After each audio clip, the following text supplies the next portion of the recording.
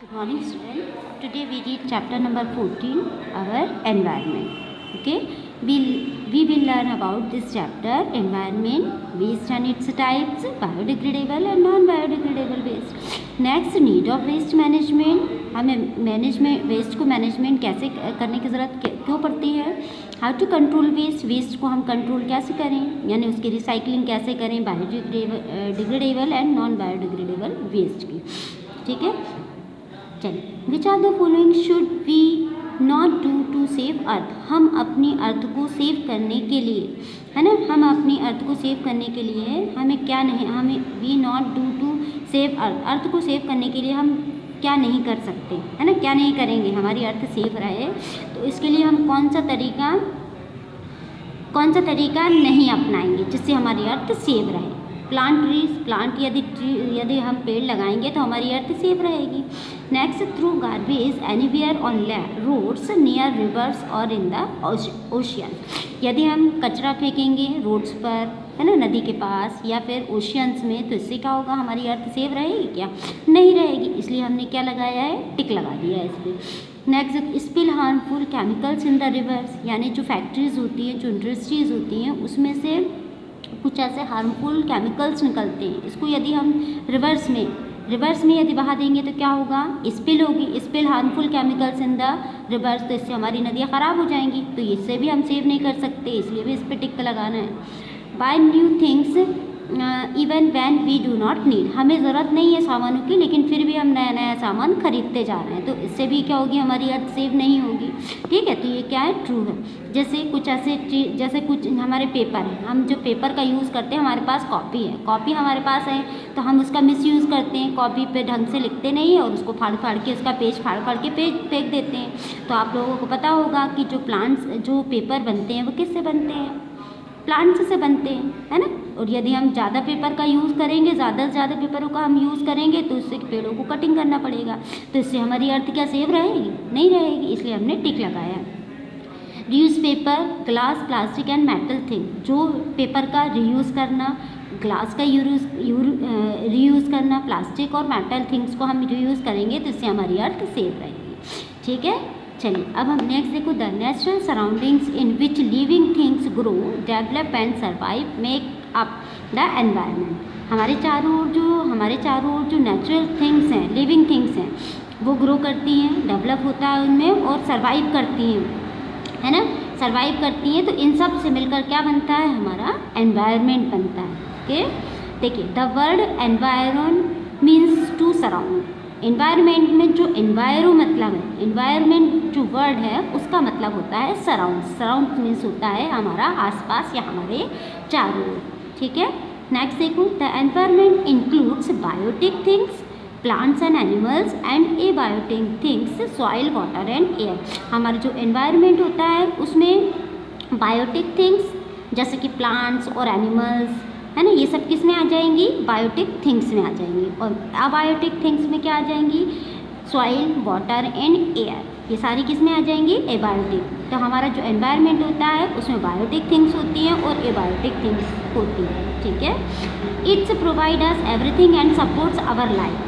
ये जो एनवायरनमेंट जो होता है हर जगह होता है, ये हमारी लाइफ को, ये हम इससे क्या होते हैं, सर्वाइव कर सकते हैं. हम जो सर्वाइव करते हैं तो इसके लिए इसको ये बहुत, एनवायरनमेंट जो होता है हमारा बहुत ही सपोर्ट करता है. Every living things depend on other living and non living things in its environment. Her living thing जो होती है, जो कि लिविंग थिंग्स पर और नॉन लिविंग थिंग्स दोनों पर ही डिपेंड करती है. और ये लिविंग थिंग्स और नॉन लिविंग थिंग्स कहाँ होती हैं, हमारे एनवायरनमेंट में होती है ना. चलिए देखिए, जैसे हम लिविंग थिंग्स हैं, है ना, हम ह्यूमन बॉडी हैं. ह्यूमन बॉडी, हमें खाने के लिए क्या चाहिए, हम फूड वेजिटेबल्स भी खाते हैं और फ्रूट्स भी खाते हैं. और ये हमें कहाँ से मिलती है, प्लांट्स से मिलती है ना. और प्लांट्स को वाटर और एयर कहाँ से मिलता है, वाटर तो हम दे देते हैं, लेकिन जो एयर होती है, एयर में कार्बन डाइऑक्साइड गैस होती है. कार्बन डाइऑक्साइड गैस एयर में कहाँ से आती है, जो लिविंग थिंग्स होती हैं वो उसको एक्सहेल करती हैं, है ना. तो जो प्लांट्स होते हैं वो उनको अपने अंदर एब्जॉर्ब कर लेते हैं और उससे वो अपने लिए फूड प्रिपेयर करते हैं. इस तरीके से जो लिविंग थिंग्स होती हैं और जो नॉन लिविंग थिंग्स होती हैं वो दोनों ही एनवायरनमेंट पर डिपेंड करती हैं. ओके, चलिए. If our surroundings are clean then our environment is healthy. यदि हमारे चारों ओर साफ सफाई होगी, पूरा सब कुछ नीट और क्लीन होगा, तो हमारा एनवायरनमेंट भी क्लीन होगा। हमारा एनवायरनमेंट क्लीन होगा और साथ में हेल्दी भी होगा।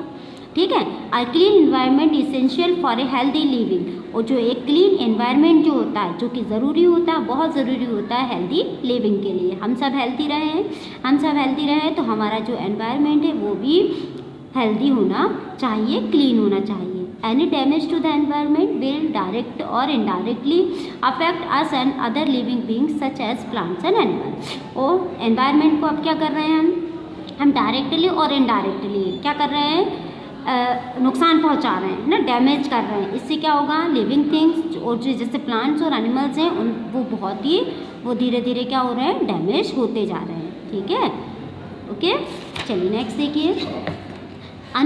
Unfortunately there has been a worst change in the environment in the recent year. आप लोगों ने देखा होगा कुछ सालों में हमारे जो एनवायरनमेंट में बहुत जल्दी बहुत तेज बहुत बड़ा चेंजेस आ गया है ना। हमारा जो एनवायरनमेंट है अभी के समय में बहुत पॉल्यूशन हो गया, देखा होगा आप लोगों ने, है ना। पॉल्यूशन बहुत ज़्यादा हो गया, इससे हमारा एनवायरनमेंट जो है वास्ट चेंजेस हमारे एनवायरनमेंट में आ गया है। Extensive construction and expansion of towns and cities. आप लोगों ने भी देखा होगा कंस्ट्रक्शन हो रहा है, जगह जगह पर कंस्ट्रक्शन हो रहा है ताकि टाउन्स बन सके, सिटीज़ बन सके। सिटीज़ और टाउन्स जो है एक्सपेंड हो रहे हैं ना, बढ़ रहे हैं, शहर बढ़ते जा रहे हैं, सिटीज़ बढ़ती जा रही हैं, तो इसके लिए कंस्ट्रक्शन भी ज़्यादा होने लगा है ना। Building, roads and many other factors have added their part to the destruction of environment. तो ये जैसे बिल्डिंग बन रही है, रोड्स बन रहे हैं और दूसरे जो फैक्टर्स हैं जो कि हमारे एनवायरनमेंट को डिस्ट्रक्ट करने के लिए जिम्मेदार हैं, रिस्पॉन्सिबल हैं। ठीक है, thousands of trees have been cut down to accommodate urban demands. क्या हो रहा है, हज़ारों पेड़ काट लिए जाते हैं, है ना, अर्बन के लिए, मतलब शहरों में क्या होते हैं, अर्बन डिमांड्स के लिए, यानी शहरों के लोग जो होते हैं जहाँ पर पेड़ लगे होते हैं, आपने जैसे कुछ बनाना, मकान बनाना है या कुछ और कंस्ट्रक्शन करना है, तो इसके लिए वो हज़ारों पेड़ जो है ऐसे ही काट देते हैं। Many of other activities are adversely affecting the environment by adding waste. और बहुत सी ऐसी एक्टिविटीज़ करते हैं हम जिससे कि हमारा एनवायरनमेंट जो होता है, हमारे एनवायरनमेंट में जो वेस्ट होता है, जो कचरा होता है, वो बढ़ता जा रहा है। ओके, चलिए अब हम एक एक करके पढ़ेंगे। अब हम पढ़ेंगे आज वेस्ट के बारे में। वेस्ट यानी होता है कचरा। ठीक है, generally we discard many items that seems useless to us.